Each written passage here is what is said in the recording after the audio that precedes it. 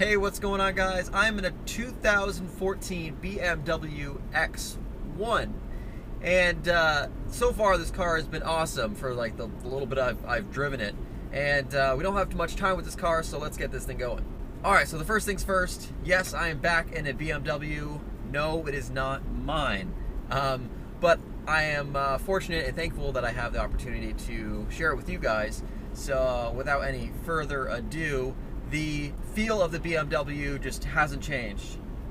So I had a 2000 BMW. This one is 14 years newer than that one, and I still get the same feeling driving this car as I did with my 323 Ci that I had. It's just so neat that you still have that BMW feel in this newer car. For instance, the engine and the drivetrain is so connected.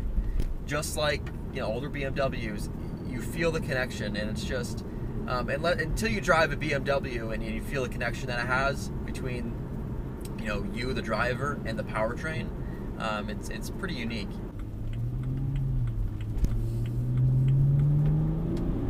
It's just so good.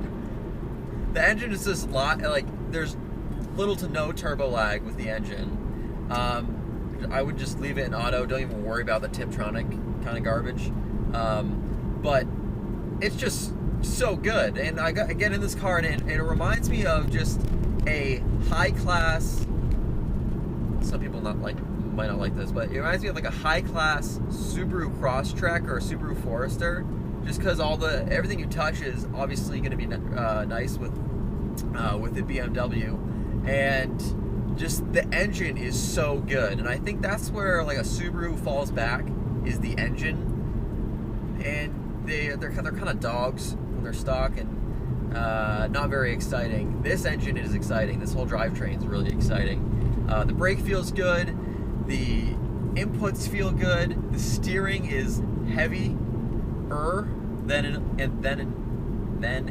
electric rack, so it feels heavy, which is also adds to the driver feel and that BMW involvement that one gets when they drive a BMW. So speaking of steering, I have to mention the steering wheel because it's so important.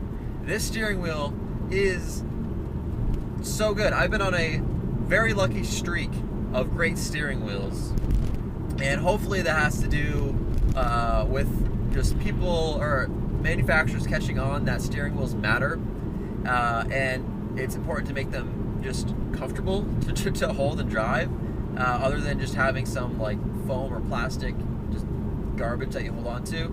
So of course this is leather wrapped, and it's thicker. It's a thick rim steering wheel, so when you hold on to it and you're driving, you got some substance there, which is nice. Something to hold on to. The nav, really Infotainment System, works pretty well. It's got the I believe it's iDrive, so it's got the dial, and you can change different things. I don't know, it's pretty standard, but it's going along that line of yes, we have it, and yes, it works well. They didn't include anything in here that's kind of half-assed. Everything is just the way you'd expect it to be, and it just works. But this car's got technology too. It's got push-button start, heated seats, it's Bluetooth. I mean, you should expect those things in something in this price range and this level of a car. But everything's just so smart. Everything you touch is just like, oh, this is how it should be. Like, this is how everything should be with a car like this. So I'm at the gas station. I get gas. I'll catch up with you after I'm done filling the car with gas. So I just put some fuel in this car because if I'm gonna drive it, I better put some fuel in it. Back to the car itself. Some things I really like about this car. Clearly so far, I think a lot of things are really awesome about this car. Mostly just because if they have it in the car, it works really well.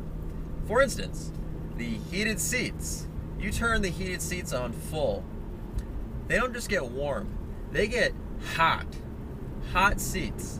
It's like, yes, thank you for putting heated seats in, and yes, thank you for making sure that they are freaking awesome. So who's the type of person to own a BMW X1, especially with the bigger engine.